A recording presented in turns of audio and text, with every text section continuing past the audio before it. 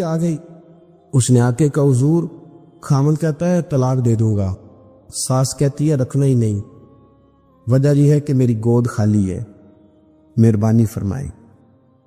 شیخ عبد القادر جیلانی نے مصلی بچھایا، ہاتھ اٹھائے، اللہ بیچاری تڑپ دی آئی، اس کی گود ہری کر دے، کرم فرما دے، یہ بیچاری بڑی دکھی ہے، بندہ نوازی فرما۔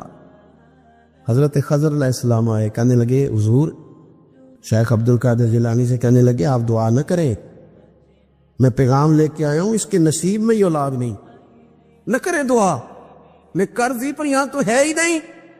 تو یہ لاڈلے ہیں نا رب رسول کے، اللہ رسول کو منا لیتے، تو غوث پاک کہنے لگے اچھا نہیں اس کے نصیب میں دعا، چلو ٹھیک ہے، اولاد کوئی نہیں، کوئی نہیں۔ پھر ہاتھ اٹھائے، کہ اللہ تجھے پتا تھا نا کہ یہ میری طرف آ رہی ہے، اور اللہ تجھے علم تھا نا میرے دروازے تک آ گئی ہے، اور مالک تجھے پتا تھا نا دعا کا کہے گی اور میں دعا کروں گا، تو جانتا تھا نا۔ اچھا میں سمجھ گیا، اب یہ لوگوں سے جا کے کہے گی میں عبد القادر تک بھی ہوا یوں پر میرا کام نہیں بنا، ملا کچھ نہیں، یہ کہے اور دو آنسو شیخ عبد القادر دے غوث پاک، اللہ اچھا ٹھیک ہے، یہ کہے گی نا میں ہوا یوں، ٹھیک ہے کوئی عرض نہیں، لفظ کہے حضور غوث پاک نے تو جناب خضر وہیں کھڑے کھڑے کہنے لگے عبد القادر تیرے بھی قربان جاؤ، اور تیرے رب کے تیرے ساتھ پیار کے بھی قربان جاؤں۔ رب فرماتا ہے بولیے کتنے بیٹے چاہیے بی بی کو، آپ کیجئے بات، تو غوث پاک فرمانے لگے چونکہ میرے کھا رہی ہے تو رب سے فرمائے 7 بیٹے تو عطا کر دے گا۔ او بھائی اتنی سی بات بھی لوگوں کی سمجھ میں آتی کہ میرا کوئی لاڈلا پیار والا ہو تو میں مان جاتا ہوں، تو جو رب رسول کے لاڈلے وہ جب بات کرتے ہیں تو اللہ رسول بھی مان جاتے، بھائی اتنی سی بات ہے۔ حضرت عبداللہ ابن عمر رضی اللہ تعالیٰ عنہ سے کسی نے کہا کہ حضرت صاحب وہ فلانا بندہ ہے،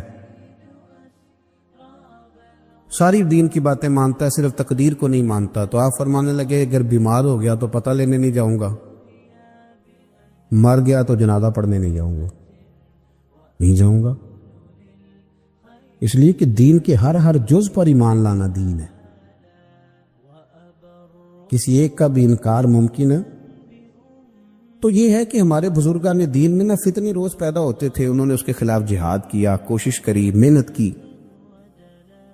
اعلیٰ حضرت بریلوی رحمۃ اللہ علیہ کے زمانے میں لوگ پیدا ہو گئے، انہوں نے بڑی عجیب باتیں سرکار کی ذات کے بارے میں کرنی شروع کر دی۔ اگر اسی طرح کے صوفی ہوتے جس طرح کے صوفی پائے جاتے ہیں، کسی کو کچھ بھی نہیں کہنا، تو ٹھیک ہے، جو مولوی اپنی کتاب میں لکھ رہا تھا کہ نبی پاک کا علم جانوروں پاگلوں کی طرح، اس کو لکھنے دیتے، کسی کو کچھ کہنا تو ہے ہی نہیں، لکھنے دیتے، وہ بالکل چھٹی تھی۔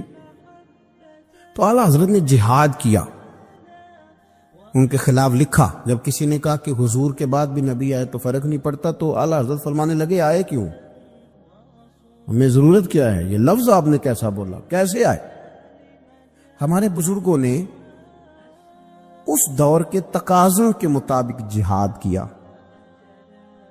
ایک سنگی مجھے ایک دن پوچھنے لگے، پیار سے لوگ کئی سوال پوچھتے ہیں، سارے بندے تنقید کے طور پہ نہیں پوچھتے، انہوں نے کہا یہ صوفی کا کیا کام ہے کہ فوٹو کھچائے، صوفی کا کیا کام ہے اس کی ویڈیو بنے، وہ تو طریقت تصوف والا آدمی ہے۔ تو میں نے کہا میرے بھائی آپ بات کو سمجھیں، صحابہ کرام نے کوئی کتاب نہیں لکھی تھی، اس لیے کہ قرآن کافی تھا اور حدیث، کیونکہ ان کے زمانے میں نہ جبری آئے، نہ قدری آئے، نہ رافضی آئے، نہ ناسبی آئے، نہ خارجی آئے۔ آپ کو پتہ ہے حضرت علی کے زمانے میں ایک گروہ اٹھا تھا، پورا گروہ مولا علی کے زمانے میں خارجیوں کا، بہترین کلمہ پڑھتے تھے، تگڑی نمازیں پڑھتے تھے، پر ہزاروں بندے حضرت علی نے قتل کروائے تھے۔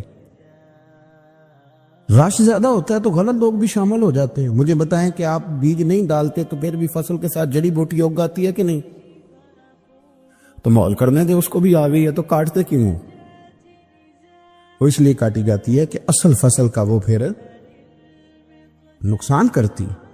تو حضرت علی نے وہ قتل کرائے، لوگ وہ کرانے پڑے، ورنہ وہ خرابی کر رہے تھے۔ اب صحابہ نے کوئی کتاب نہیں لکھی، لیکن بعد میں جب حالات خراب ہوئے، جبری آئے، قدری آئے، ناسبی آئے، خارجی آئے، تو غوث پاک نے بھی کتابیں لکھی۔ محدث ابن الجوزی نے بھی کتابیں لکھی، شیخ شہاب الدین سہروردی کی عوارف المعارف آپ دیکھیں، تصوف والوں نے، طریقت والوں نے کتابیں لکھی، ان لوگوں کا رد لکھا۔ آج ہمارا زمانہ جب آیا ہے نا، تو اس زمانے کے اندر لبرل لوگ بیٹھ گئے ہیں ٹی وی پہ۔ لبرلزم کا دور ہے یہ، دور اصل میں لبرلزم کا دور ہے۔ اس میں یہ جو آپ کو تھوڑا بہت محسوس ہوتا ہے نا کہ بعض جگہ علماء کے آپس میں اختلافات ہو رہے ہیں، تو یہ ویسے سب کے ہی ہوتے ہیں، دکانداروں کے بھی ہوتے ہیں، دنیا داروں کے بھی۔ ان جیوے کہ اپنی گل کوئی نہیں کرتا جی، اپنی گل کوئی بندہ اپنی بات نہیں کرتا، کیونکہ اپنی طرف اس کی نظر نہیں نہ ہوتی، نظر سامنے ہوتی ہے، تو سامنے والے کی بات کرنا بھی ویسے بھی ایزی ہوتا ہے۔ تو اسی طرح مولوی بھی، میں بھی کہتا ہوں کہ سیاستدانوں نے بیڑا گرک کر دیا، کیونکہ میری بھی نظر سامنے ہے، اپنے اوپر تو ہے ہی نہیں۔ تو میرے بھائی، ہمارا جو دور ہے نا، اس دور کے اندر لوگوں نے ٹی وی پہ بیٹھ کے، میڈیا پہ آ کے کہنا شروع کر دیا کہ اسلام تو کوئی سختی نہیں کرتا، عورتیں بلا حجاب بھاگیں، گلیوں میں آئیں، جو مرضی کریں۔ میں کہنا شروع کر دیا کہ اسلام جو ہے وہ کوئی معاذ اللہ تعالی کسی کو پابند نہیں کرتا، وہ جو مرضی کرے۔ لوگ دین کا نام لے کے دین کا حلیہ بگاڑنے لگے۔ پینٹ شرٹ والے مولوی آ گئے مارکیٹ میں، پینٹ شرٹ والے، بڑا حالات خراب ہونے لگے۔ اب مجبوری ہے کہ جس طرح کا دور ہوگا، جہاد بھی اسی طرح کا ہوگا۔ سرکار نے تلوار سے جہاد کیا ہے، توپ کوئی نہیں چلائی۔ اب آپ کہیں جی آپ توپ کیوں، آپ بندوق کیوں چلا رہے ہیں، حضور کی سنت کے مطابق چلیں۔ تو میرے بھائی، تب تلوار سے لڑائی ہوتی تھی، اب توپ سے ہوتی۔ اب دور ہے میڈیا کا، کوئی میڈیا پہ اعتراض کرے گا تو اسے جواب بھی میڈیا دے گا، اس کے مطابق آپ چلیں گے۔ تو صوفیاء کو بھی یہ استعمال کرنا پڑا۔ تو یہ باتیں آپ سمجھیں، صوفیاء کا ایک ہی مقصد ہے۔ ہمارے زمانے میں نا جو کام نہیں نہ ہو رہا وہ دین کی دعوت ہے۔ کیوں بلا؟ اس لیے کہ لوگ تنقید کرتے ہیں، ہر بندے پہ ہی کرتے ہیں۔ وہ الگ بات ہے کہ میں محسوس زیادہ کر لوں، آپ محسوس زیادہ کر لیں، ورنہ ہر بندہ ہی تنقید کی زد میں، ہر بندہ وہ جس شعبے سے بھی تعلق رکھتا ہے۔ میرے بھائی، ایک ہی مقصد ہے ساری طریقت کا، وہ ہے دعوت دین، دعوت بے نمازی کو نماز کی دعوت، شریعت کے باغی کو شریعت کی دعوت۔ کبھی آپ نے یہ نہیں سنا ہوگا کہ مولوی ہڑتال پہ ہیں تو مسجدوں میں جمعہ نہیں ہوگا آج۔ کبھی سنا ہے؟ ڈاکٹر ہڑتال پہ جاتے ہیں کہ نہیں؟ وکیل، ٹرینوں والے، مولوی صاحب کبھی گئے ہوں کہ آج مولویوں کی ہڑتال ہے؟ اللہ کے فضل سے کبھی آپ نے نہیں سنا ہوگا، کبھی ایسا نہیں ہوا۔ اور میں آپ کو بتاتا ہوں، میرا مسجد سے تعلق ہے، اتنی پریشانی کسی بندے کو نہیں ہوتی جتنی مسجد کے امام کو ہوتی ہے کہ یار میں جا رہا ہوں، جماعت کون کرائے گا۔ یقین کریں، وہ بندہ ڈھونڈتا ہے، محنت کرتا ہے، تلاش کرتا ہے، کسی کے ذمے لگاتا ہے، چابیاں دیتا ہے۔ مجھے پتا نا جی، اور یہ دلچسپی ہے، یہ شوق ہے، یہ ذوق ہے، اس کو آپ سمجھیں۔ دعوت دین علماء دے رہے ہیں، صوفیاء دے رہے ہیں۔ کسی بھی بندے کو آپ ٹٹول کے دیکھ لیں، یار ماشاءاللہ داڑھی سی رکھ لی ہے، تو کہے گا یار میں لاہور گیا تھا، ایک علامہ صاحب کی بات سنی، بس میرے دل پہ لگ گئی۔ ہو سکتا ہے اسے نام بھی نہ یاد ہو۔ تو یہ دعوت دین ہو رہی ہے تو بات آگے بڑھ رہی ہے نا۔ آج بھی کوئی سوشلزم کا ماننے والا، کوئی لبرل آدمی، کوئی کسی قسم کا بندہ مارکیٹ میں آ کے دین پہ اعتراض کرتا ہے۔ میں تھوڑے دن پہلے سائی والک یونیورسٹی میں گیا تو ایک بچہ کہنے لگا کہ پیر صاحب میں نے بات کرنی ہے تو آپ نے مجھے گستاخ کہنا ہے۔ تو اگر آپ نے گستاخ ہی کہنا تو میں نہیں کرتا۔ تو آپ بتا دیں۔ میں نے کہا نہیں، آپ بات کریں، میں آپ کو گستاخ نہیں کہتا۔ کہنے لگا جی نبی پاک صلی اللہ علیہ وسلم کے زمانے میں غلامی ختم کیوں نہیں ہوئی؟ چاہیے تھا حضور کہتے آج کے بعد کوئی غلام نہیں، ختم کر دیتے، ختم کیوں نہیں ہوئی؟ بکتے رہے غلام، بلکہ حضرت علی کے زمانے تک غلام بکتے رہے۔ تو آپ کے پاس کیا جواب ہے؟ میں نے کہا اصل میں آپ رہتے ہیں ان لوگوں کے پاس جو بیچارے عشاء کی رکھتے بھی پوری نہیں بتا سکتے، اس لیے آپ کے اندر یہی وہام پیدا ہوا ہے۔ میں نے کہا میاں نبی پاک نے غلامی ختم کر دی، کہنے لگا جی نہیں، یہ میرے پاس ابن اسحاق کا حوالہ ہے، ابن حشام ہے، فلانی کتاب ہے، فلانی کتاب ہے۔ میں نے اسے کہا بچے آپ سمجھے نہیں، نبی کریم علیہ السلام نے نا غلامی کو اتنی عزت دے دی تھی کہ غلامی غلامی رہ ہی نہیں گئی تھی، غلامی غلامی رہی نہیں۔ تو جب کسی چیز کا نام ہی ختم کر دیا جائے، اس کا وہ عہدہ ہی ختم۔ یہ جو لوگ تھوڑے سے اداروں سے انسلاک رکھتے ہیں وہ سمجھتے ہوں گے کہ سیٹ ہی اگر ختم کر دی جائے کوئی، تو اس سیٹ پر جو بندے موجود بھی ہوں تو وہ سیٹ ہی نہیں، سیٹ ہی کوئی نہیں۔ حضور نے دیکھے نا، حضرت ابو ذر غفاری فرماتے ہیں میں اپنے غلاموں کے بارے میں بڑا سخت تھا، لوگ مثال دیتے تھے کہ اگر پھر تمہارا وہی حال کریں جو ابو ذر اپنے غلاموں کا کرتا ہے۔ فرماتے میں جب کلمہ پڑھنے آیا تو بڑی نصیحتیں حضور نے فرمائیں، تو جب میں واپس جانے لگا تو ایک آواز دی، میں واپس لوٹا تو فرمایا ایک بات کا خیال رکھنا۔ یا رسول اللہ وہ کون سی؟ فرمایا اپنے غلاموں کے ساتھ اچھا سلوک کرنا۔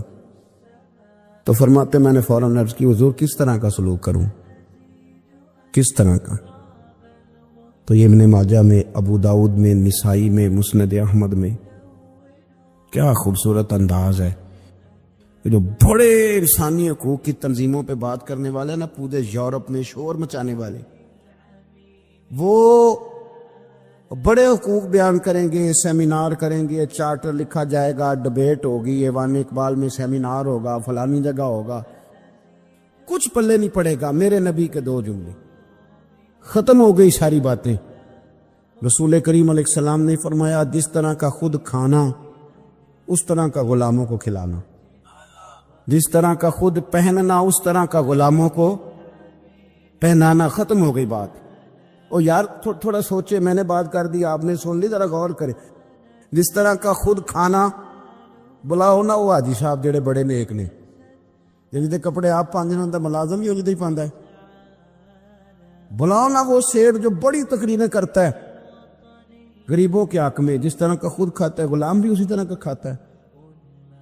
لیکن وہ عمل کرنے والے لوگ تھے، انہوں نے پھر عمل کر کے دکھایا۔ مولا علی شیر خدا کرم اللہ تعالی وجہہ الکریم۔ ایک بات اور کر دوں، چلو آ گئی۔ حضرت علی کا ماننے والا جب مجھے جاہل ملتا ہے نا کوئی، جب تک میں حضرت علی کا ماننے والا ہوں تو میں انہوں کہنا تیری مہربانی کسی درس گاہ داخل ہو جا۔ اتنے بڑے عالم کا ماننے والا اور تیرا حال کیا ہے؟ دیکھیں نا، میں کہوں او استاد جی کا شاگرد ہوں، کہ بندے کہیں گے تیریاں گلہ تے نہیں پہ دس دیا۔ تھوڑی مہربانی کریں۔ جس سے کائنات نے علم لیا اور زمانے نے فیض پایا، ماننے والا اس کا ہو اور اسے دعائے قنوت بھی نہ آتی ہو، تو یہ کیا تماشا ہے؟ آپ دیکھیں نا، آپ کس بات کہاں کی، اسٹیٹس کہاں کا آپ بیان کر رہے ہیں، اور معیار آپ کا کیا ہے؟ بالکل جہالت کی بات کر دینا۔ اور بات مولا علی شیر خدا، حضرت علی المرتضیٰ کوفے میں نا اپنے غلام کو لے کے بازار تشریف لے گئے، کہنے لگے یار موسم آ گیا ہے، میرا دل ہے کہ کپڑے نہ خرید لیں کھدر کے۔ اس نے کہا حضور چلیں، تو غلام کہتا 2 جوڑے حضرت علی نے خریدے، ایک مہنگا ایک سستا۔ تو موٹی بات ہے، جو مہنگا ہے وہ آقا پہنے گا اور سستا ایسے ہی ہوتا ہے نا جی۔ چلو اور گل کرنے ہیں سادی، جلدی سمجھے جا جائیے۔ جدھر جائیے دکاندار کو ویاہ تے کپڑے لینتے، انہوں کہی دا ایک پان والے وکھا، پھر کہی دا ایک دین دوان والے وکھا۔ وہ دین دوان والے کہڑے ہوندے نے بھلا؟ جڑے پان والے نہیں ہوندے۔ دین دوان والے کہڑے ہوندے نے؟ ایک وہ دے جڑے پانے والے نے، ایک وہ دے جڑے دینے والے نے۔ یہ دینے والے وہ ہوندے نے جڑے پان والے، ہاں جی وہ والے دکھا۔ تو وہ دکاندار کے پاس جا کے حضرت مولا علی شیر خدا رضی اللہ تعالیٰ نے اس کے ساتھ بیٹھے، 2 جوڑے خریدے۔ غلام کہتا ہے جب واپس نکلے تو حضرت علی رضی اللہ تعالیٰ نے وہ دونوں جوڑے، چونکہ میں غلام تھا میں نے پکڑے ہوئے تھے، سمجھ لیں کہ وہ تھیلا کپڑوں کا میرے ہاتھ میں تھا۔ فرماتے ہیں شیر خدا کا گھر آ گیا، میرا بھی غریب کھانا آ گیا، اب ہم نے جدا ہونا تھا۔ تو ڈیفینیٹ بات تھی، طے تھا کہ یہ پتلا جو ہے اور کم قیمت کا جوڑا میرا ہے۔ تو کہتے ہیں حضرت علی شیر خدا رضی اللہ تعالیٰ عنہ نے مجھے کہا کہ میرا جوڑا دے دو، تو میں نے وہ کپڑا جو مہنگا تھا وہ ان کی طرف بڑھایا، تو انہوں نے سستے کپڑے پہ ہاتھ ڈالا، فرمانے لگے یہ تیرا ہے۔ اور وہ پیر صاحب بھی ایسے کر سکتے ہیں ویسے کبھی کبھی، ہاں ان کے لیے بھی جائز ہے، کوئی منع، ان کے لیے بھی منع، ہاں جی، نذرانہ لینا بھی سنت ہے اور کبھی کبھی غریب مرید کو دینا بھی سنت ہے، یہ بھی سرکار کے دین میں بات موجود ہے۔ بلکہ حضرت شیخ شہاب الدین سہروردی سے کسی نے کہا نذرانہ کس کو کہتے ہیں؟ فرمایا امیر سے لے لینا اور غریب کو دے دینا، اسی کا نام نذرانہ ہے۔ حضرت مولا علی شیر خدا کے اس غلام نے جب مہنگا جوڑا اپنے پاس دیکھا اور سستا حضرت علی کی طرف دیکھا تو اس نے ایک جملہ کہا، پھر حضرت علی نے جواب دیا، یہ ہے شیر خدا کی تعویل۔ ہم نا جب بچوں کو سبق پڑھاتے ہیں نا مدارس میں، تو پہلے اعتراض قائم کرتے ہیں، پھر خود اس کا جواب دیتے ہیں۔ تو دو قسم کا جواب ہوتا ہے، ایک الزامی ہوتا ہے، ایک تحقیقی ہوتا ہے۔ کئی دفعہ ہمارے بچے مطمئن نہیں ہوتے، وہ کہتے ہیں جی میں نہیں مطمئن ہوا، جواب دوبارہ دیں۔ لیکن حضرت علی تھے نا، غلام نے اعتراض قائم کیا، اس نے ایک جملہ کہا، کہنے لگا حضور یہ سستا جوڑا مجھے دے، مہنگا آپ نے۔ فرمایا کیوں؟ کہنے لگا اس لیے کہ آپ آقا ہیں اور میں غلام ہوں۔ اب شیر خدا کا جواب سنیں شیروں والا، فرمانے لگے نہیں میاں، مہنگا تو پہن اور سستا میں پہنوں۔ کہنے لگا کیوں ہے؟ فرمانے لگے اس لیے کہ میں بوڑھا ہوں تو جوان ہے، میں بوڑھا ہوں تو جوان جو ہوتے ہیں وہ پہنے کپڑے اچھے اچھے مہنگے، میرا تو بڑھاپا ہے۔ وہ شخص کہتا ہے کہ میرے پاس اس بات کا جواب ہی کوئی نہیں تھا، کوئی جواب، اتنی بڑی بات کر دی۔ فرمانے لگے یہ مہنگا ہے، یہ جوان کوئی آدمی پہنے، میں بوڑھا ہوں میں۔ تو دعوت دین فقط مقصد صوفیاء کا۔ آج بھی دین کے حوالے سے جو تشریحات، آج نہ لوگ دین کے خلاف نہیں بولتے، کوئی بندہ آپ کو ایسا نہیں ملے گا، کوئی بھی۔ آج کے دور میں جو فتنہ ہے وہ ہے دین کی غلط تشریح کا فتنہ، غلط تشریح۔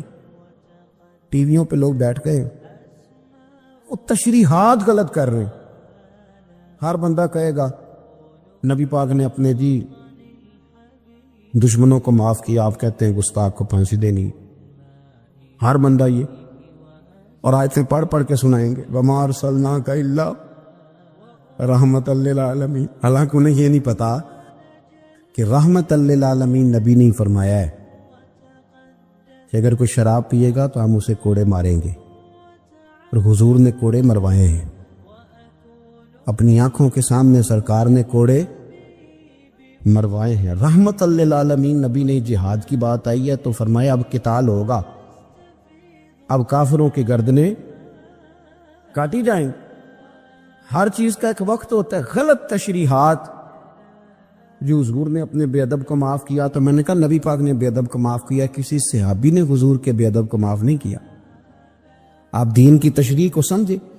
حضرت ابو ادریس خولانی رضی اللہ تعالیٰ عنہ تابعی ہیں، حافظ منذری نے الترغیب والترہیب میں لکھا ہے، فرماتے ہیں کہ حضرت ابو ادریس خولانی کہ میں دمشق کی جامع مسجد میں گیا تو میں نے ایک چمکدار چہرے والا، سیاہ داڑھی والا، چمکتے دانتوں والا خوبصورت نوجوان نبی پاک کی حدیثیں بیان کرتا دیکھا۔ اس کے چاروں جانب حضور کے غلام بیٹھے تھے۔ میں نے ایک شخص سے کہا یار بڑا حسین چہرہ ہے، بڑا ہی خوبصورت انداز ہے، کون ہے بندہ؟ انہوں نے کہا آپ نہیں جانتے، یہ صحابی رسول حضرت معاذ ابن جبل ہے رضی اللہ تعالی عنہ۔ حضرت معاذ ابن جبل کا انتقال بھی کوئی 40 سال کی عمر سے پہلے ہو گیا تھا، لیکن ان پر حضور کا اعتماد اتنا تھا کہ حضور نے اپنی حیات ظاہرہ میں گورنر بنایا انہیں صوبے۔ چمکدار دانت، حدیثیں بیان کر رہے ہیں۔ حضرت ابو ادریس خولانی رضی اللہ تعالیٰ عنہ کہتے ہیں رش بڑا تھا، میرے دل میں خواہش ہوئی کہ آج تو لوگ زیادہ ہیں، کل آؤں گا ملاقات کروں گا۔ کہتے ہیں اگلے دن میں اپنی طرف سے سب سے پہلے گیا، پر حضرت معاذ ابن جبل تو مجھ سے پہلے مسجد میں موجود تھے، اور وہ نفل پڑھ رہے تھے، اللہ اللہ کر رہے تھے. تو میں نے ان کے ساتھ سلام لی.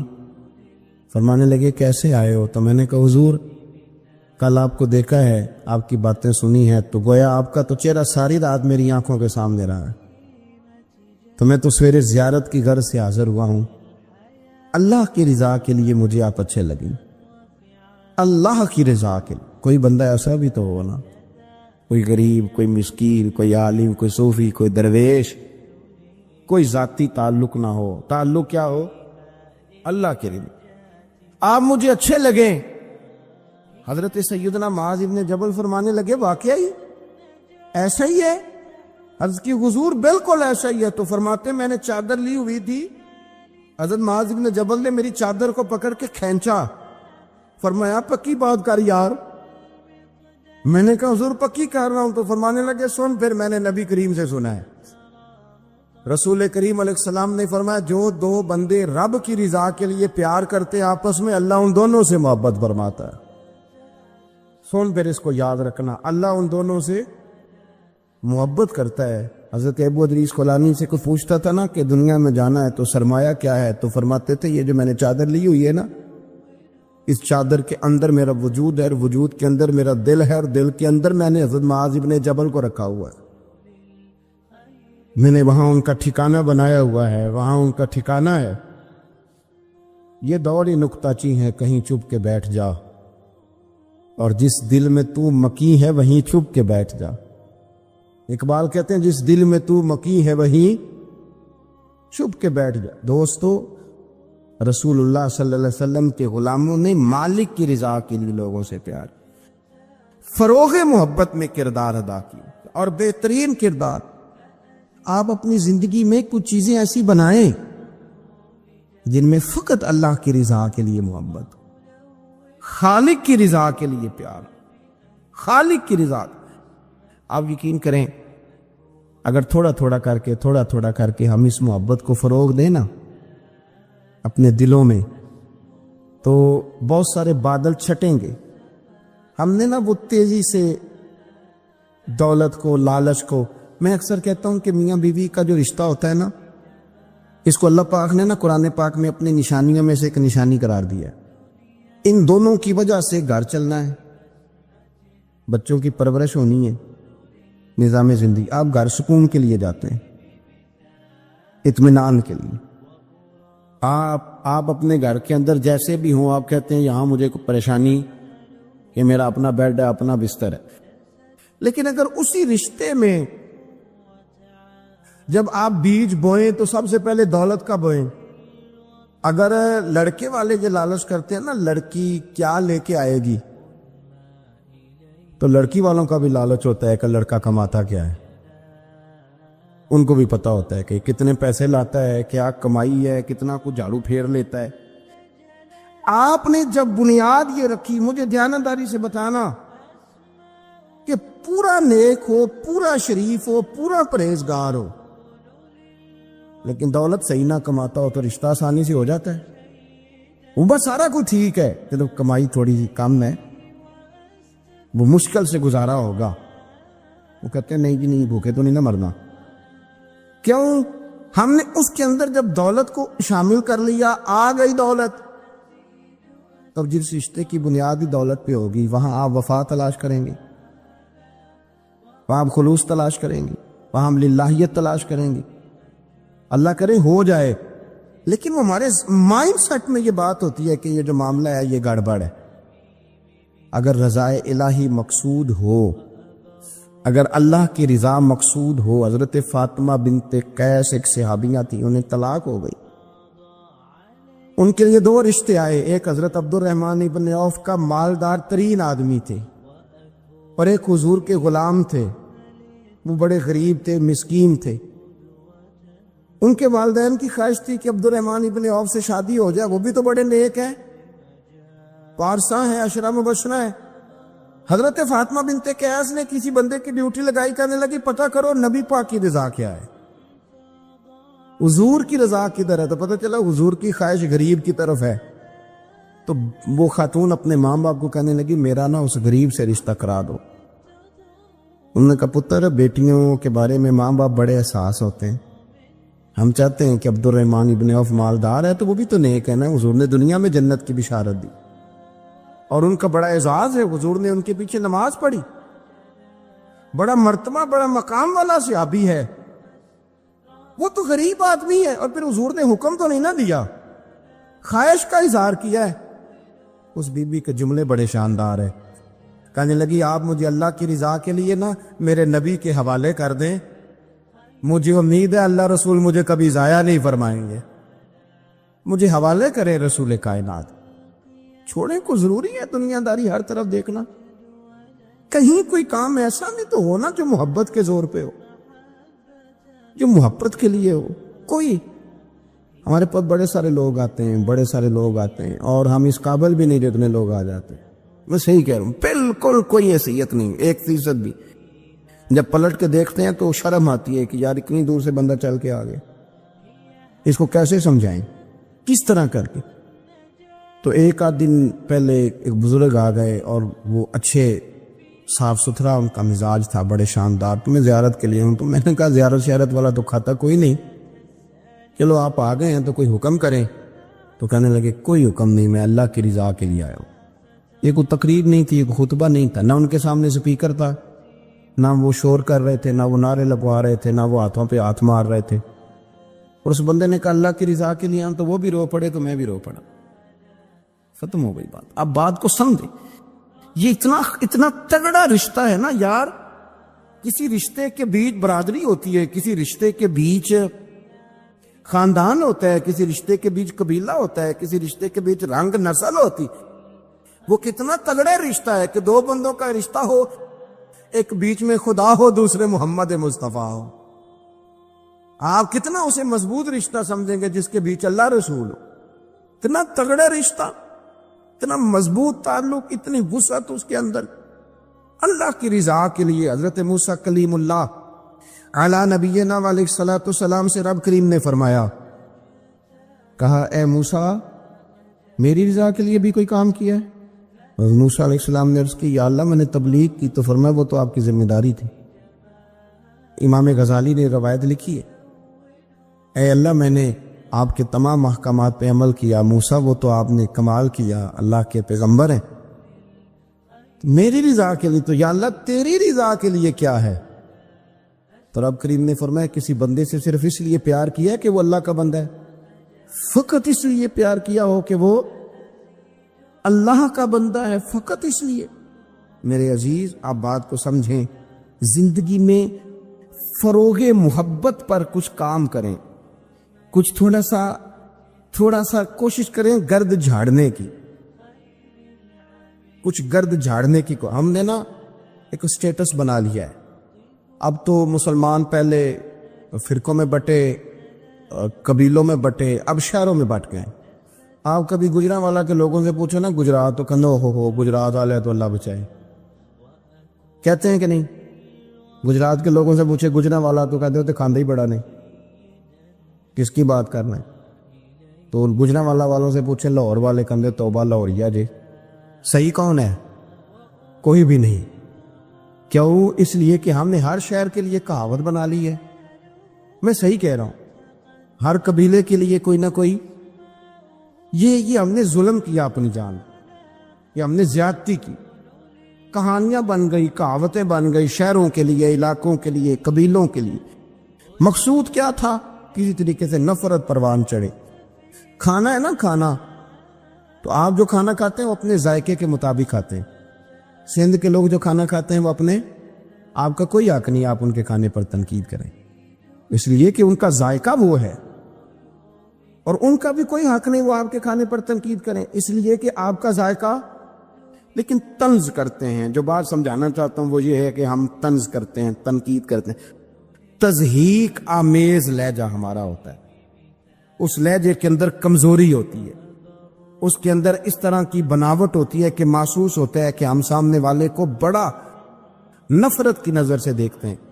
یہ رویہ کبھی اختیار نہ کریں، اپنی زندگی میں کوشش کریں خلوص کے ساتھ، للہیت کے ساتھ۔ میرے نبی پاک علیہ السلام نے صحابہ سے پوچھا تھا بتاؤ دین کی مضبوط گرہ کون سی ہے؟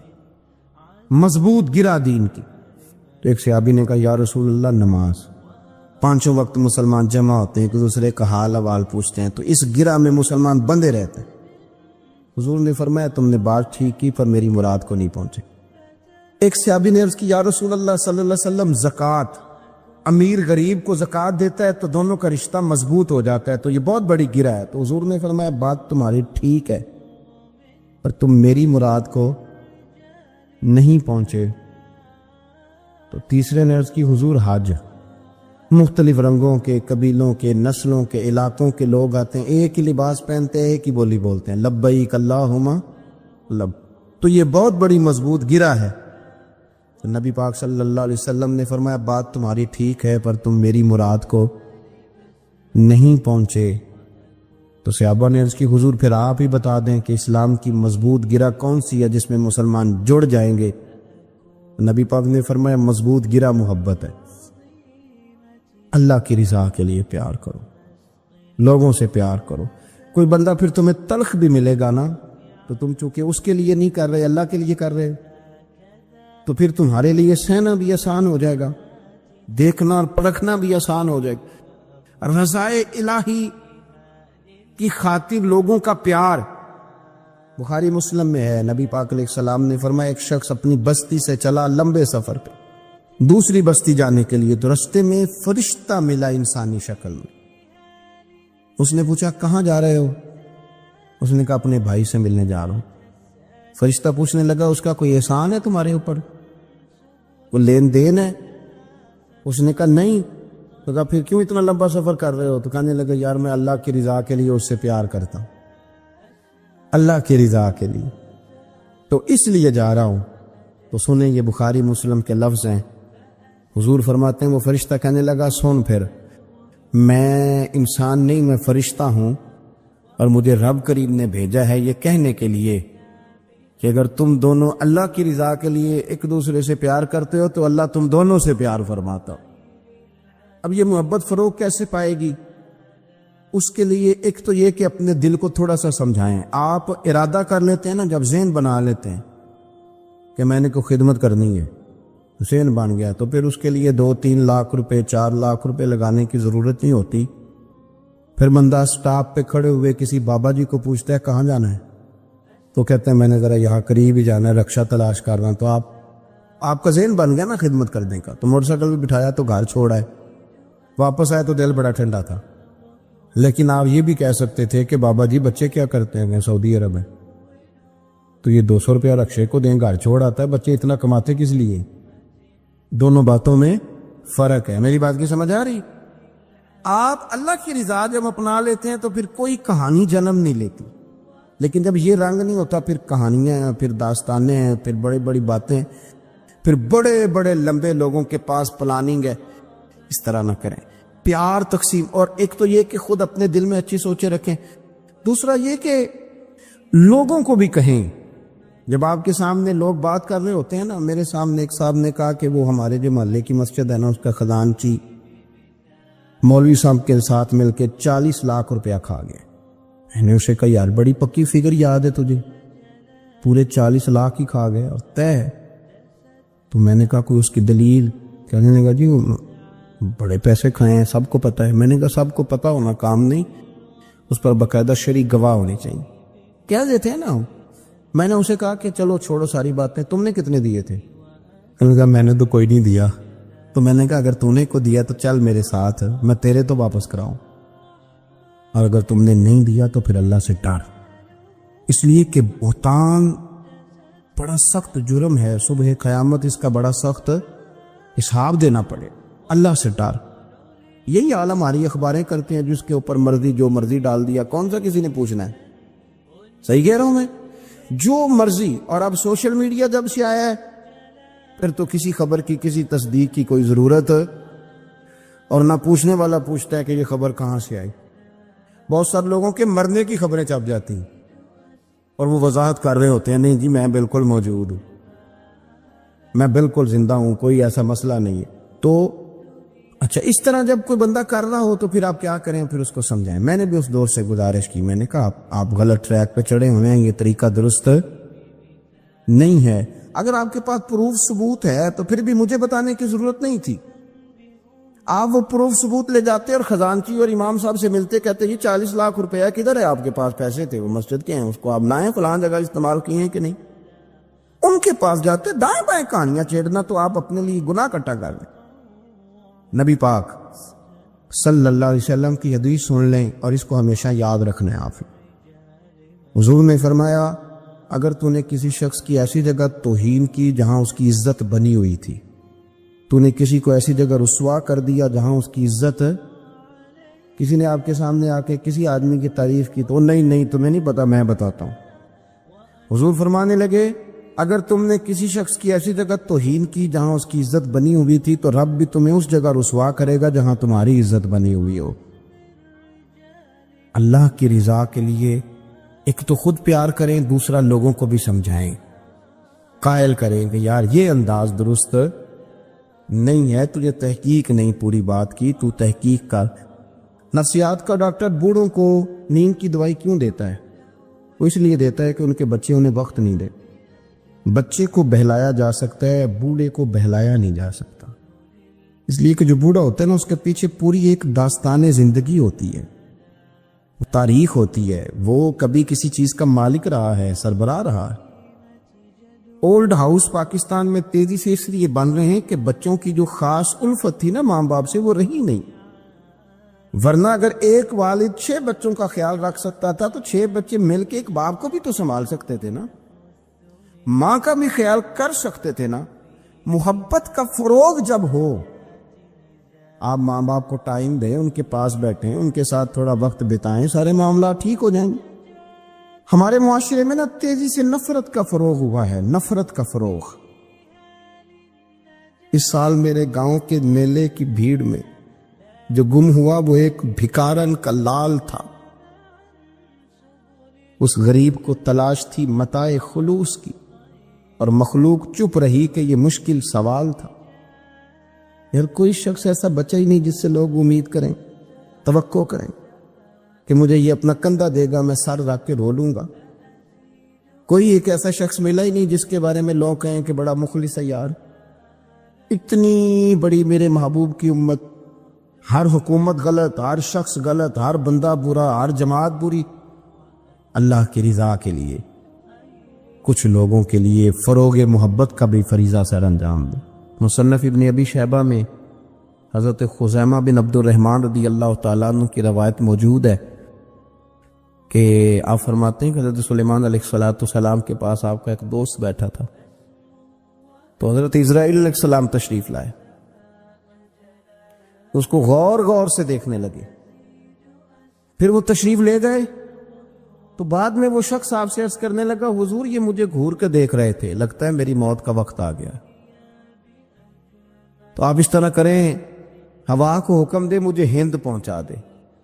ایک روایت میں یوں ہے کہ حضور ویسے ہی میرا دل کر رہا ہے مجھے آپ ہوا کو حکم دے کہ ہند پہنچا دے.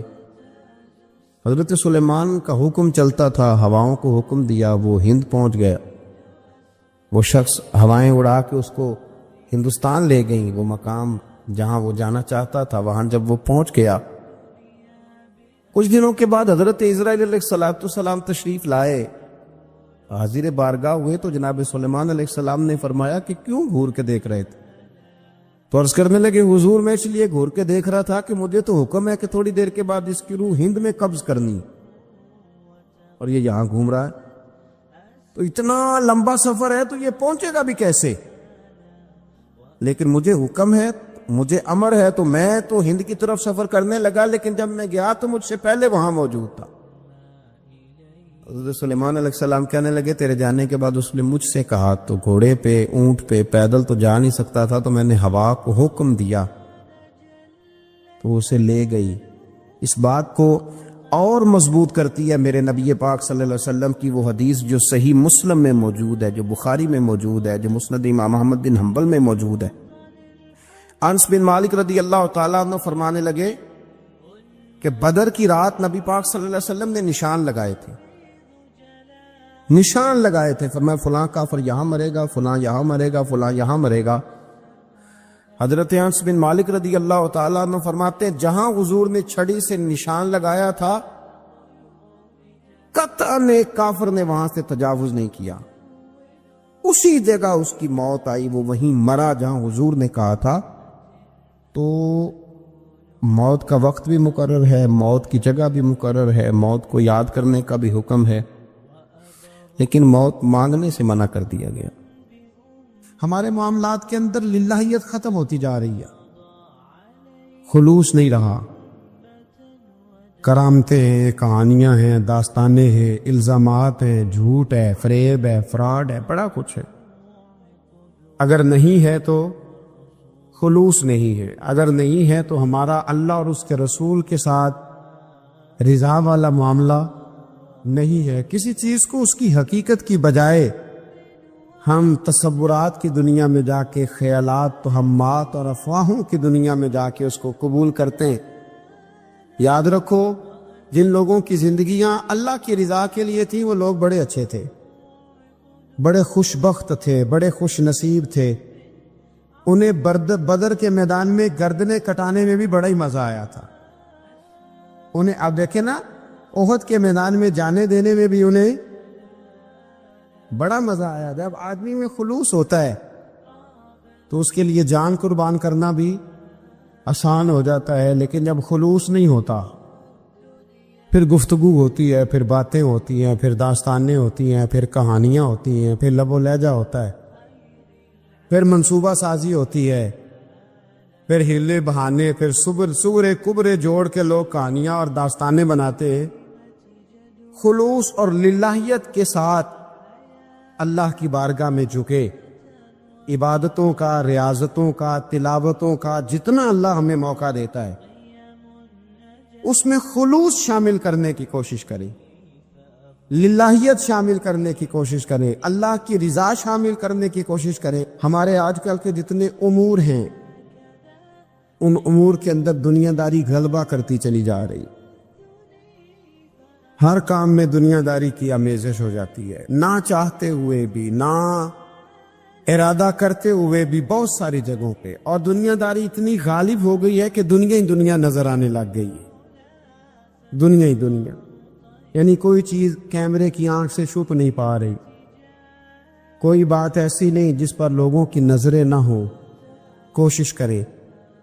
اور عجیب بات یہ ہے کہ دنیا داری ہو، دولت ہو تو اس کو چھپا کے رکھا جاتا ہے، اور دین کی کوئی بات ہو اس کو نشر کرنا ضروری سمجھا جاتا ہے تاکہ لوگوں کو میرے تقوی اور میری پرہیزگاری کی خبر جلدی جلدی مل جائے۔ چھوڑے ریاکاریاں، چھوڑے تصنع، کوئی بھی کام کریں تو پہلے دل سے فتویٰ پوچھیں، پہلے اپنے آپ سے پوچھیں کہ یہ جو کام میں کر رہا ہوں، جس طرف میں جا رہا ہوں، یہ بات درست ہے کہ نہیں۔ پھر جب آپ سمجھ لیں کہ بات درست ہے پھر اس پر اور محنت کریں اور خلوص کا مظاہرہ کریں۔ تو یہ جو ہمارا مزاج ہے نا، لوگوں کو دکھانے کا، بتانے کا، سنانے کا، شیخ ابو العباس مرسی فرماتے کہ مجھے کئی دفعہ محبوب کریم علیہ السلام کا دیدار نصیب ہوا، میرا اور حضور کا معاملہ تھا، پھر میں نے لوگوں کو بتانا شروع کر دیا۔ فرماتے ہیں پھر انہوں نے آنا چھوڑ دیا، اس لیے کہ کچھ باتیں ایسی ہوتی ہیں جو بتانے کی نہیں ہوتی، لیکن کچھ بندوں کو بشارتیں ہوتی بڑی ہیں، وہ ان بیچاروں کو بدعزمی ہو جاتی، وہ بتائیں نا جب تک 20 لوگوں کو، تب تک ان کی وہ بدعزمی ختم ہے۔ حالانکہ ہر چیز بتانے کی، دکھانے کی، سنانے کی، ہر چیز کی وضاحت دینے کی نہیں ہوتی، ہر چیز ایسی نہیں ہوتی۔ حضرت ابو ہریرہ جیسے لوگ فرمایا کرتے تھے، علم کی 2 تھیلیاں، ایک کھولی ہے، دوسری کھولوں تو مجھے قتل کر دو۔ ہر چیز کو بتانے سمجھانے کی ہوتی ہے۔ تو خلوص دیکھے کتنا ہے، اس میں للہیت کتنی ہے، اللہ کی رضا کتنی۔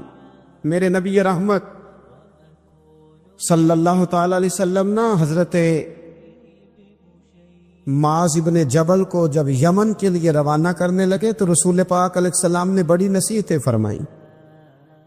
ان نصیحتوں میں درد بڑا تھا، کیوں اس لیے کہ حضور نے انہیں بتلایا تھا کہ جب تم واپس آؤ گے تو میری تمہاری ملاقات نہیں ہوگی، تم میری قبر سے گزرو گے، ملاقات نہیں ہوگی۔ تو وہ جو نصیحتیں تھی نا اس موقع پر، جب آپ گویا کسی سے آخری ملاقات کر رہے ہوتے، ان نصیحتوں کے اندر جو حسن ہوتا ہے، کمال ہوتا ہے، وہ تو جاتے جاتے کی بات، لے سجنا سا توڑ نبھائی تو جان ہی دیتی راہ تیرے، وہ جو جاتے جاتے کی گفتگو ہوتی ہے، وہ جو انداز ہوتا ہے، بڑا کمال ہوتا ہے، اور اس کی گہرائی اور گہرائی کو وہ سمجھ سکتا ہے جس کو وہ لمحے میسر آتے، جو اس وقت اس مقام پہ کھڑا ہوتا ہے۔ حضرت معاذ ابن جبل رضی اللہ تعالیٰ عنہ تڑپ کے روئے کہ حضور کیا فرما رہے ہیں؟ حضور کوئی خاص نصیحت تو نبی پاک نے بڑا کچھ فرمایا، ایک جملہ حضور نے یہ کہا، معاذ عمل جتنا بھی کرنا خلوص کے ساتھ کرنا، اور محبوب نے فرمایا تیرا خلوص کے ساتھ کیا ہوا تھوڑا عمل بھی رب کی بارگاہ میں زیادہ بنا کے تیرے لیے ذریعہ نجات بن جائے گا۔ جتنا بھی کرنا خلوص کے ساتھ کرنا، بولیے خلوص کے ساتھ کرنا، للہیت کے ساتھ کرنا، اس کے اندر کوئی کمزوری نہ آنے پائے، للہیت کے ساتھ، خلوص کے ساتھ، رواداری کے ساتھ، پیار کے ساتھ کر۔ میرے بھائیوں، یہ سمجھنے کا مقام ہوتا ہے کہ جب ہم اللہ اور اس کے رسول صلی اللہ علیہ وسلم کی رضا کے لیے کوئی عمل کرتے ہیں تو اس کا بھی ہمارے دل کو پتہ ہوتا ہے، اور جب اندر ریاکاریاں ہوتی ہیں تو ہمارے دل کو اس کا بھی پتہ ہوتا ہے۔ ہمیں دونوں باتوں کی خبر ہے۔ اب ہمیں خود سوچنا ہے، ہمیں خود فکر کرنی ہے، غور کرنا ہے کہ ہمارا انداز۔ ایک بزرگ تھے امام غزالی نے لکھا ہے، انہوں نے 7 سال پورے 5 نمازیں جماعت کے ساتھ پڑھی اور پہلی صف میں تکبیر اولیٰ کے ساتھ پڑھی۔ 7 دن نہیں پوری پڑھی جاتی 5 نمازیں پہلی صف میں پہلی تکبیر کے ساتھ۔ تکبیر اولیٰ کہتا ہے امام نے اللہ اکبر کہا پہلی تکبیر میں تو ہم نے بھی ساتھ ہی اللہ، پہلی صف میں 7 سال تک 5 نمازیں تکبیر اولیٰ سے، بہت بڑا کارنامہ ہے، بہت بڑی بات ہے۔ مطلب بندہ یہاں سے اٹھ کے آتے، وضو کرتے، کوئی معاملہ آ گیا، کوئی مطلب اس کو حاجت ہو گئی استنجا وضو کی، تو وہ ٹائم نکل جاتا ہے، کئی دفعہ ایسے ہوتا ہے۔ 7 سال پورے نماز پڑھی، تو کہتے ہیں 7 سال کے بعد نا ایک دن 8واں سال لگا ہوا تھا، تو بزرگ فرماتے میں ذرا لیٹ ہو گیا، تکبیر اولیٰ تو مل گئی پر پہلی صف نہ ملی، تیسری صف میں جگہ ملی۔ بزرگوں کے تقوی دیکھیے گا، فرماتے تیسری صف میں میں نے نماز پڑھی تو میرے دل کے اندر خیال آیا یار لوگ کیا سوچیں گے کہ اتنا اچھا اس کا ریکارڈ تھا،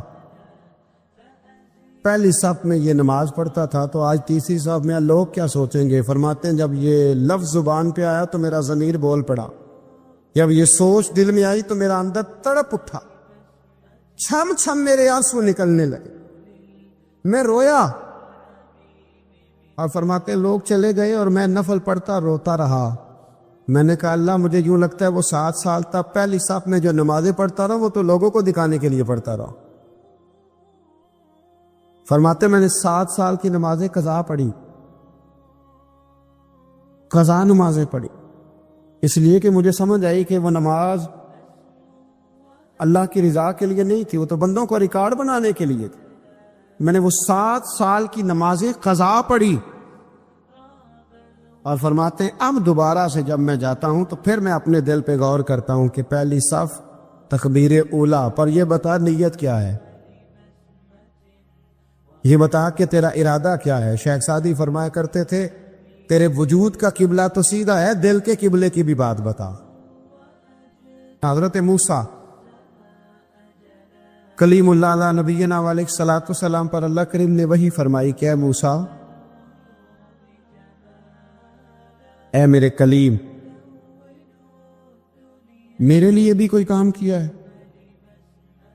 عرض کی اللہ میں نے نمازیں پڑھی، روزے رکھے، تبلیغ کی۔ فرمایا وہ تو آپ کی ذمہ داریاں تھیں، وہ تو آپ نے اپنے لیے کیا، میرے لیے بھی کچھ کیا ہے؟ رب کریم نے پوچھا موسیٰ میرے لیے بھی کچھ کیا ہے؟ عرض کیا اللہ یہ سارا کچھ، فرمایا مالک تیرے لیے کیا. کہا یہ تو آپ نے اپنے لیے کیا، آپ کی ذمہ داریوں میں شامل تھا. مالک تیرے لیے کیا ہے؟ فرمایا کسی بندے سے محبت کی ہے کہ یہ اللہ کا بندہ ہے، کسی بندے سے محبت کی ہے کہ یہ اللہ کا بندہ ہے، یا کسی کے ساتھ تمہاری صرف اس لیے ناراضگی ہو کہ یہ اللہ کا نافرمان ہے، اللہ رسول کا دشمن ہے، معاذ اللہ بے ادب ہے. میرے بھائی سمجھ لے اچھی طرح اور اپنے دل کے کونے میں یہ بات بٹھا لے کہ زندگی میں جو کام کریں وہ اللہ کی رضا کے لیے، چھوٹا سا بھی خیر کا کام. میرے رسول کریم علیہ السلام کا جو سب سے پہلا فرمان ہے نا بخاری میں، وہ یہ ہے کہ انما الاعمال بالنیات. تیرے عمل کا دار و مدار تیری نیت پر ہے، تیرے ارادے پر ہے. بنیاد تمہاری نیت ہے. بنیاد یہ ہے کہ تمہارا اندر سے اس کام کے لیے ذوق کیا ہے، شوق کیا. اگر وہ بنیاد مضبوط ہے تو پھر عمل کی جو آپ چھت ڈالیں گے وہ ساری چھت بھی مضبوط ہے. لیکن اگر ارادے کچے ہیں، کمزور ہیں، سازشیں ہیں، رنجشیں ہیں، اندر معاملات گڑبڑ ہیں، تو پھر کبھی دیواریں مضبوط ہو سکتی. نیتیں اچھی کریں. بڑی سادی مثال، بڑی صاف ستھری، مولا کائنات شیر خدا حضرت علی المرتضیٰ کرم اللہ تعالی وجہ الکریم نا، آپ ایک جگہ جنگ لڑنے کے لیے گئے، جہاد ہو رہا. عرب کے جو لوگ ہوتے تھے وہ دشمن کو سزا بڑی سخت دیتے تھے. بعض لوگ مطالبہ بھی کرتے ہیں نا سخت سزا کا. ہمارا سرائکی کا ایک شاعر ہے، وہ کہا کرتا ہے دے تانگے ساڑی زندگی تو تے دے سخت سزا تیری جان چھٹے. ساکو مارنا شاکر کستاں وچ یک لخت مکا تیری جان چھوٹے. عرب کے لوگ نا سخت سزا دیتے تھے، سخت. وہ اذیت دیتے، کبھی انگلی کاٹ دیتے، کبھی ہاتھ کاٹ دیتے. مختار سقفی نے جب امام علی مقام رضی اللہ تعالیٰ عنہ کے قاتلوں کو قتل کیا تو زیادہ تر کی گردنیں نہیں کاٹی تھی، بلکہ اس نے ہاتھ پیر کاٹ کے لوگوں کو جنگلوں میں پھینک دیا تھا. تڑپ تڑپ کے لوگ مر گئے. اسلام اس اذیت کا قائل ہے. اہل عرب اذیت دیتے تھے، بلکہ دشمن جب نڈھال ہو کے گر جاتا تھا نا تو اس پر گھوڑے دوڑا دیتے تھے. گھوڑے دوڑ جاتے تھے اس پر، لاشیں مسک کر دیتے، ناک کان آنکھیں نکال ڈالتے تھے، ٹکڑے کرتے تھے وجود کے، اذیت دیتے تھے. تو جب کوئی آدمی کسی کے نرغے میں آ جاتا تھا نا، قابو میں آتا تھا، تو اس کی خواہش ہوتی تھی کہ میں مارنے والے کو غصہ دلاؤں تاکہ مجھے جلدی مار دے، اذیت نہ دے، تکلیف نہ دے، مجھے جلدی مار ڈالے، جلدی قتل کر ڈالے. یہ ان کا مزاج ہوتا تھا، رویہ ہوتا تھا. حضرت مولا علی شیر خدا کرم اللہ تعالی وجہ الکریم دشمن پر غالب آ گئے. جب غالب ہوئے تو اس نے معاذ اللہ حضرت علی پر تھوک دیا. کافر تھا، اس کا ارادہ یہ تھا کہ میں حضرت علی کو غصہ دلاتا ہوں تاکہ یہ مجھے جلدی مار دے، لیکن اسے نہیں پتا تھا یہ علی ہے. اسے نہیں خبر تھی کہ یہ جو خمیر ہے نا، ان کی تربیت مدینے والے محبوب نے فرمائی ہے. یہاں جو چمک دمک ہے اس کا رنگ ساری دنیا سے نرالا ہے، انوکھا ہے، شاندار ہے، وزادار ہے، کمال ہے. کہا حضرت علی پر معاذ اللہ میں یہ کام کرتا ہوں تاکہ وہ جلدی قتل کر دیں گے. لیکن جب اس نے مولا علی کی طرف یہ نازیبا حرکت کی تو حضرت علی نے تلوار چھوڑ کے پیچھے ہٹ گئے.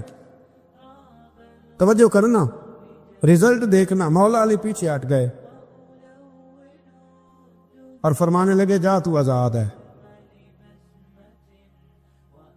وہ کہنے لگا میں آزاد ہوں، کس طرح، کیسے؟ تو حضرت علی فرمانے لگے میرا تیرا ذاتی جھگڑا تو کوئی نہیں نا، نہ تو نے میری زمین پہ قبضہ کیا، نہ میرا مال لوٹا، نہ میری عزت پر ہاتھ ڈالا. میرا تیرا جھگڑا اللہ کی رضا کے لیے، خالص اس لیے کہ تو اللہ کی نافرمانی کر رہا، खालिसतन, इसलिए तेरा और मेरा ये झगड़ा है।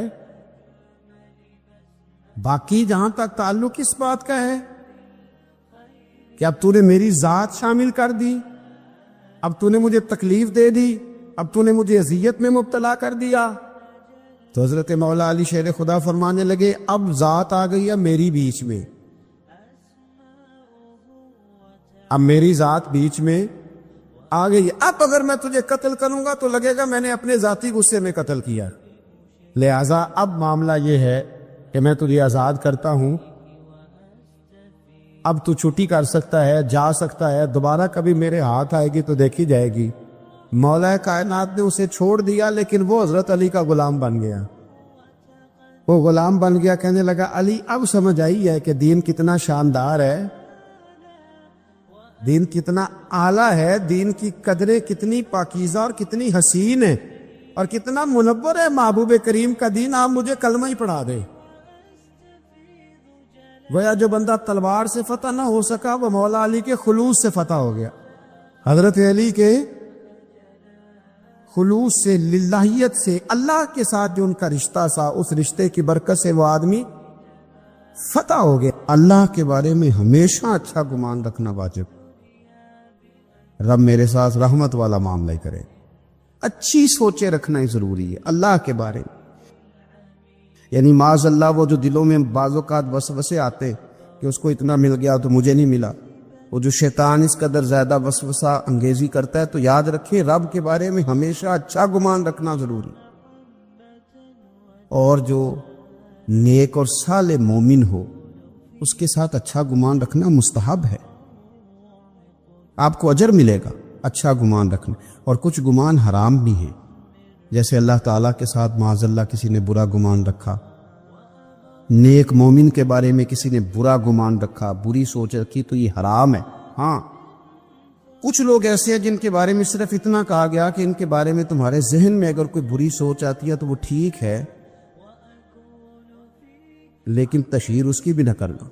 एक बंदा एलानिया गुनाह करता है, एलानिया, तो आपके दिल में अगर ये बात आ जाती है कि यार इसने क्यों माज़अल्लाह शराब खाने से ये निकला, इसने क्यों रिश्वत ली, आप उसके बारे में अगर ये गुमान करते हैं तो ये गुमान जायज़ है, लेकिन उसको भी आप तबलीग करेंगे। हाँ, अगर किसी को बताना है तो सिर्फ उस शख्स को बता सकते हैं कि जिसको आप उसके शर से बचाना चाहते हैं, कि अगर ये उसके करीब जाएगा तो उसके शर का शिकार हो जाए। बाकी लोगों के साथ अच्छा गुमान रखना, रवैयों को हमेशा मुस्बत रखना, मुस्बत। नबी पाक सल्लल्लाहु ताला अलैहि वसल्लम ने ना हमेशा अपना रवैया जो हम तक पहुंचाया, जो करीम महबूब अलैहिस्सलाम ने हमें तबलीग फरमाई, तो हुजूर का रवैया बड़ा मुस्बत होता था, बड़ा मुस्बत रवैया। मैदान उहद के अंदर कुफार माज़अल्लाह टूट पड़े हुजूर अलैहिस्सलाम पर हमला करने के लिए, बड़ी तकलीफ पहुंचाई,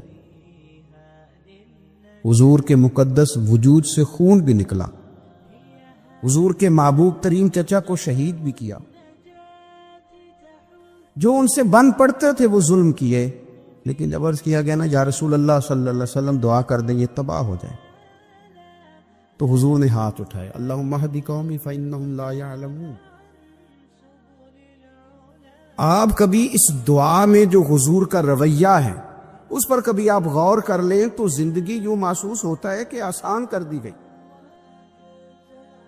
यूं लगता है कि हमारे दिल अगर इस मिजाज को समझ जाएं तो ये दिल दिल नहीं रहेंगे, दिल दरिया बन जाए, ये वुस्सत इख्तियार कर जाए। रसूल कायनात सल्लल्लाहु ताला अलैहि वसल्लम ने दुआ क्या की, मुतालबा तो ये किया गया कि या रसूल अल्लाह सल्लल्लाहु अलैहि वसल्लम दुआ करें ये तबाह हो जाए, तो हुजूर दुआ कर रहे हैं अल्लाह इन्हें हिदायत दे दे, ये जानते नहीं ये क्या कर रहे हैं, इन्हें पता ही कोई नहीं, अक्ल ही नहीं रखते, शऊर ही नहीं है। बच्चों के बारे में नहीं बंदा कहता इन्हें पता ही कोई नहीं, तो इतना मुस्बत रवैया उनके बारे में जो पत्थर बरसा रहे हैं,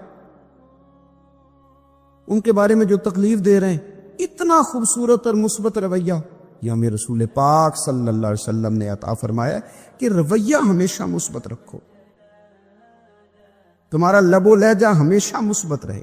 वो आप तबलीग कर रहे हो, बात बता रहे हो, इस्लाह कर रहे हो, लेन देन कर रहे हो, आप ताल्लुकात बना रहे हो, रिश्तेदारी कर रहे हो, اپنے آپ کو مثبت رکھنا بہت ضروری. اگر آپ کا رویہ مثبت ہے اور آپ کو مثبت رہنا آتا ہے اور آپ مثبت پن کے قائل ہیں تو آپ محسوس کریں گے کہ بہت سارے لوگ آپ کی نظر میں بھلے ہو گئے. آپ کو محسوس ہوگا کہ آپ کے دوستوں کی تعداد بڑھ گئی ہے. آپ کو محسوس ہوگا کہ آپ کے اپنے معاشرے میں کافی زیادہ ہیں. آپ کو محسوس ہوگا کہ کئی لوگ ایسے ہیں کہ جو بیچارے شعور سے عاری ہیں، انہیں پتہ نہیں ہے، اس لیے وہ کچھ ایسی باتیں کر جاتے ہیں. پھر آپ کا رویہ اگر مثبت ہوگا تو بہت سارے لوگوں کو قریب کرنے میں فائدہ ہوگا. رویوں کے منفی پن نے لوگوں کو لوگوں سے دور کر دیا. یعنی ایک آدمی نیا نیا کسی فیلڈ میں آتا ہے تو ظاہر ہے اس کی پبلک ڈیلنگ ہوتی ہے. تو اب کچھ لوگ ایسے بھی آتے ہیں جو تکلیف دیتے ہیں. وہ اب جب سیٹ پہ بیٹھا تھا تو ارادہ یہی لے کر کے بیٹھا تھا کہ ہمیشہ اچھا رہوں گا، اچھا چلوں گا. لیکن اب جب وہ سوسائٹی کے اندر، معاشرے کے اندر لوگوں کے ساتھ اٹھنا بیٹھنے لگا تو اب کیا ہوا کہ کچھ ایسے لوگ بھی اس کے سامنے آئے کہ جن لوگوں کا انداز ٹھیک نہیں تھا.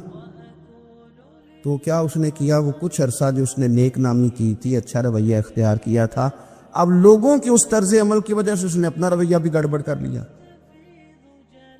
بھئی میرے پاس جو سائلین آتے ہیں وہ بندے ٹھیک نہیں ہیں. وہ جناب جو لوگ مقدمہ درج کرانے آتے ہیں، آپ کو پتہ ہی نہیں وہ جھوٹ کتنے بولتے ہیں. بھئی آپ کو آپ کا دین یہ کہتا ہے کہ اگر سامنے والا جھوٹ بول رہا ہے تو آپ بھی جواب میں جھوٹ بولیں گے. آپ تو اپنے رویے کو اچھا رکھیں گے، مثبت رکھیں گے. آپ مثبت رہیں گے تو ماحول بڑھے گا. حضرت صفوان بن امیہ رضی اللہ تعالیٰ عنہ ارشاد فرماتے ہیں، دیکھیں کتنے سچے لوگ تھے، کتنے سچے. آپ فرماتے ہیں کہ میرے دل میں نا نبی پاک صلی اللہ علیہ وسلم کے بارے میں معاذ اللہ ثم معاذ اللہ، نقل کفر نباشت، کہتے ہیں میرے دل میں عداوت تھی حضور کے لیے. میرے دل کے اندر وہ جذبات نہیں تھے جو حضور کے لیے ہونے چاہیے تھے، عداوت تھی. لیکن آپ فرماتے ہیں حنین کا دن آیا نا، حنین کا، یا آپ کو ترمذی شریف میں روایت ملے گی، فرماتے ہیں حنین کا دن آیا تو حضور نے مجھے نوازنا شروع کیا.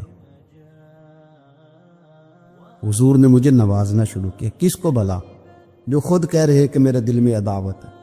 کہتے حضور نے مجھے نوازنا شروع کیا، اتنا نوازا، اتنا نوازا، اتنا نوازا کہ رسول کریم مجھے کائنات میں سب سے زیادہ پیارے ہو گئے.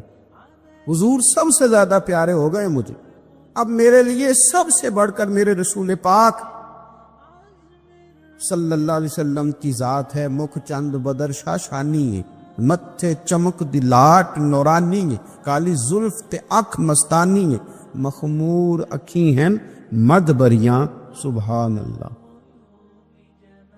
ما اجملکا ما احسنکا ما اکملکا، کتھے مہر علی، کتھے تیری ثنا. عزیز بھائی، رسول پاک صلی اللہ تعالیٰ علیہ وآلہ وسلم محبوب ہو گئے. حضرت صفوان بن امیہ رضی اللہ تعالیٰ عنہ کی اگر آپ بات کو سمجھیں نا، تھوڑا کھول کے دیکھیں تو فرماتے ہیں میرا تو رویہ ٹھیک نہیں تھا نا، میں تو اندر لے کے گیا تھا نا، عداوت چھپی ہوئی تھی. لیکن کریم رسول نے جب دینا شروع کیا تو حضور کا رویہ کریمانہ تھا. یہ نہیں کہتے کہ میں نے لفظوں سے کچھ بولا، اندر کی جو داستان تھی نا، اندر جو میرے رٹا تھا، وہ رسول پاک کی اداؤں نے ٹھیک کر دیا، حضور کے رویے نے ٹھیک کر دیا. اس پر تبلیغ نہیں کرنی پڑی، اس پر بحث نہیں ہوئی، اس پر کوئی کسی قسم کا مباحثہ نہیں. حضور کے رویے نے، آپ کا جو مثبت رویہ ہے نا، آپ بہت زیادہ دلائل دیں گے نا اپنے آپ کو کلیئر کرنے کے لیے تو کر نہیں پائیں گے. بہت زیادہ وضاحتیں دینے والے کو بھی کئی دفعہ لوگ جھوٹا تصور کر لیتے ہیں ماں سے. آپ بہت زیادہ اپنے آپ کو کلیئر کرنے کی کوشش میں بھی کئی دفعہ لوگوں کے ہاں نظروں سے گر جاتے ہیں. لیکن اگر آپ کا رویہ ٹھیک ہو، رویہ مثبت ہو، تو خود بخود بہت ساری چیزیں نکھر کر کے سامنے آ جاتی. اس لیے رویے کا صاف ستھرا اور میٹھا ہونا اور مثبت ہونا یہ بڑا ضروری ہے. ہمارے بزرگان دین کا، صوفیہ کرام کا جو انداز تھا نا، وہ یہ تھا کہ انہوں نے نا اپنے آپ کو مسلمانوں کے حق میں، غیروں کے حق میں، انہوں نے تبلیغ والا تو بنایا تھا لیکن نفرت والا نہیں بنایا تھا. ہاں ایسے کافر سے جو متشدد ہو، اور ایسا کافر جو ڈٹ جائے، بات ماننے کو تیار نہ ہو، اللہ رسول کی رضا کے لیے اپنے دل کے اندر اس کے لیے دعوت رکھنا بھی دین ہے۔ من احب للہ و ابغض للہ، حضور نے فرمایا کہ اللہ کے لیے محبت رکھو، اللہ کے لیے بغض رکھو، وہ اپنی جگہ بجا ہے۔ لیکن ایسے لوگ جن کو آپ دین کی طرف لا رہے ہوں، آپ کو محسوس ہوتا ہو کہ میں نے ان کو خیر کی دعوت دینی ہے، تو وہاں اگر آپ کا رویہ ان کی تلخ باتوں کے مقابلے میں میٹھا ہو جائے تو لوگ جلدی سے دین کے قریب آ جاتے ہیں، آسانی محسوس کرتے ہیں۔ حضرت مالک بن دینار رحمت اللہ تعالی علیہ بڑے لوگوں میں سے ہیں، اللہ تبارک و تعالی نے بڑے درجات عطا فرمائے، اہل طریقت میں، اہل تصوف میں، اہل علم و عرفان میں بڑا نام رکھتے۔ ایک یہودی کے ہمسائے تھے، شاہ فرید الدین عطار رحمۃ اللہ علیہ نے تذکرۃ الاولیاء میں لکھا ہے۔ آپ کبھی کیفیت دیکھیں سامنے والے کے رویے کی اور ان کے رویے کی۔ ایک یہودی کے ہمسائے تھے، وہ یہودی کیا کرتا کہ اس نے وہ جو پرنالہ تھا حضرت مالک بن دینار رحمت اللہ علیہ کا، اس میں وہ اپنے گھر کا سارا کچرا ڈال دیتا، ساری گندگی ڈال دیتا، بول و براز ڈال دیتا، پخانہ و پیشاب ڈال دیتا۔ ابھی کتنی مطلب یہ کہ تلخ بات ہے، اور کتنی انسانی طبیعت پر یہ بات گراں گزرتی، کتنا یہ سخت مسئلہ ہے۔ حضرت اس کے ہمسائے تھے، وہ روز یہ کام کرتا کہ آپ کے پرنالے سے وہ روزانہ گندگی پھینکتا۔ اس نے حد کر دی تنگ کرنے کی، یہ اس کا رویہ تھا۔ اب جب اس نے پوری شرارت کر لی اور جس قدر اس کے پاس تیل تھا آگ جلانے کو، اس نے سارا ہی ڈال لیا، جو بن سکتا تھا اس نے کر لیا۔ اب تنگ آ گیا جبکہ یار یہ تو بولتے ہی نہیں۔ تو مالک بن دینار رحمت اللہ علیہ سے ملا اور ملاقات کر کے کہنے لگا، وہ آپ کے ہاں روز کچرا جاتا ہے تو آپ نے کبھی کچھ کہا نہیں۔ فرمانے لگے کہنا کیا ہے، تم پڑوسیوں کے حقوق ہوتے ہیں۔ میں نے ایک جھاڑو رکھ دیا، ایک برتن رکھ دیا ہے، اور جب کچرا آتا ہے تو میں اٹھا کر کے باہر پھینک دیتا ہوں۔ ذیل بنا لیا ہے کہ یہ روز آئے گا اور روز میں نے پھینکنا ہے۔ اللہ اکبر۔ وہ شخص کہتا ہے کہ تقریر نہیں کر رہے تھے حضرت، خطاب نہیں کر رہے تھے، میری اور حضرت کی گفتگو ہو رہی تھی۔ جب فرمایا کہ رکھ دیا ہے میں نے، اور میں نے طے کر لیا ہے کہ اس کو کچرے کو روز آنا ہے، گندگی کو روز آنا ہے، اور میں نے اٹھا کر کے باہر پھینکنا ہے، تو فٹافٹ پوچھتا ہے، کہتا ہے حضرت یہ آپ نے کہاں سے سیکھا ہے؟ فرمایا اللہ کے قرآن سے۔ حضرت مالک بن دینار سے کہتا ہے کہاں سے سیکھا؟ فرمایا اللہ کے قرآن سے، اللہ کے قرآن سے سیکھا ہے۔ رب فرماتا ہے والقاظمین الغیظ والعافین عن الناس، وہ لوگ جو غصے کو پی جاتے ہیں اور لوگوں سے درگزر کرتے ہیں۔ واللہ یحب المحسنین، اللہ ان نیک لوگوں سے محبت فرماتا ہے۔ والقاظمین الغیظ، وہ لوگ جو غصہ پی جاتے ہیں، والعافین عن الناس، اور لوگوں سے درگزر کرتے ہیں۔ واللہ یحب المحسنین، اللہ ان نیکو کاروں سے محبت کرتا ہے۔ میں نے یہ رب کے قرآن سے سیکھا ہے کہ غصہ پی جانا ہے، لوگوں کو معاف کرنا ہے، تاکہ رب تو پیار کرے نا۔ اب آپ نقطے کو سمجھے، صوفی کا ذہن کیا ہے، درویش بتاتے کیا ہیں، فرماتے ہیں تو سمجھ، درگزر تجھے کر رہا ہوں، غصہ میں پی رہا ہوں، لیکن لالچ میرا یہ ہے کہ میرا رب مجھ سے پیار کرے۔ اللہ کی محبت میں یہ کر رہا ہوں کہ مالک مجھ سے پیار کرے، ہمارا تو مطمع نظر ہی رب کو راضی کرنا، اللہ پیار کرے۔ اس نے جب کیفیات دیکھی میں نے کہا لہجوں کو نرم کر دیتے ہیں۔ جب یہ رنگ دیکھا تو حضرت مالک بن دینار کا ہاتھ پکڑ کے آنے لگا، پڑھائیے کلمہ، میں بھی مسلمان ہو جاتا ہوں، تاکہ دین کی یہ خوبصورت تعلیمات میرے اندر بھی اتر جائیں، تو مثبت رویے پیدا کریں، اچھا سوچیں۔ معاشرے کے اندر، سوسائٹی کے اندر جیسے جیسے لوگوں کی طبیعتوں کے اندر، مزاجوں کے اندر اور رویوں کے اندر منفی پن زیادہ آتا ہے، لوگ شکوک و شبہات کا جیسے ہی زیادہ شکار ہوتے ہیں، معاشرے میں نفرت انگیزی، بغض، عداوت اور کینہ، یہ چیزیں پیدا ہوتی ہیں۔ اور اگر لوگوں کے رویے معاشرے کے اندر مثبت ہوں، اچھا سوچنے کا مزاج ہو، دوسروں کے بارے میں خیر خواہی کا رویہ ہو، مثبت نظریات ہوں، تو چند تلخ لوگوں کے ہونے کے باوجود بھی معاشرے کے اندر خوبصورتی باقی رہتی ہے۔ ہم نے یہ دیکھا ہے کہ بدگمانی، بری سوچ، منفی رویے معاشرے کے اندر تیزی سے پروان چڑھ رہے ہیں۔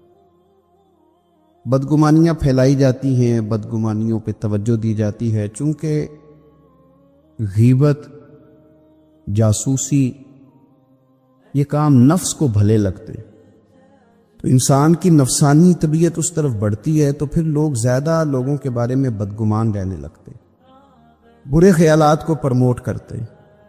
اس کا نتیجہ معاشرے میں ہم یہ دیکھ رہے ہیں کہ ہر گروہ کے لوگ دوسرے گروہ کے بارے میں برے خیالات اپنے دلوں میں رکھے ہوئے۔ تاجروں کا گروہ سرکاری ملازمین کے بارے میں، سرکاری